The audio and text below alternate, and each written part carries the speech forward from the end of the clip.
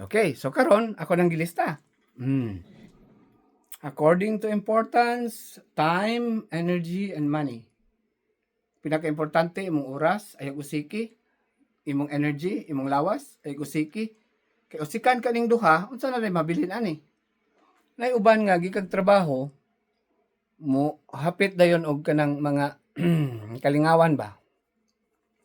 Imnanan, inom na ba din? Ang butlag kung simukuha nila na. Unyag, ang sakit nilang atay na na mga hubag-hubag. Dagan din simbahan, Lord. Ayuhan ni nga kung atay, Lord. Kaya ako pa Ginoo, tubagon giti ka. Ha? Kung ako pa Ginoo, tubagon ti ka. Ingon ti ka, oh.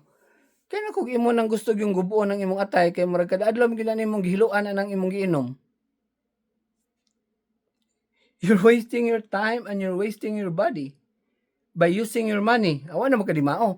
Gigamit nimo yung kwarta para gubuon imong lawas, ihurot sa imong oras. Ning uli pag nimo, sugat kasi imong asawa, kan imong asawa maragdar na. Nganong karon naman kani uli? Hubog na sangka. Patay. Patay na tani. No? Away pag ning ubos balay.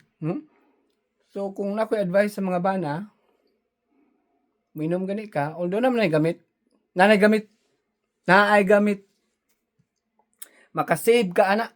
Na itong pangitaas, naman to? Naman ko sample dere. Diara. Nagtuo mugwa ni siya dire sa New York. Mao ni siya, guys. Ha? Kadyo. Nasa tayo tubagon.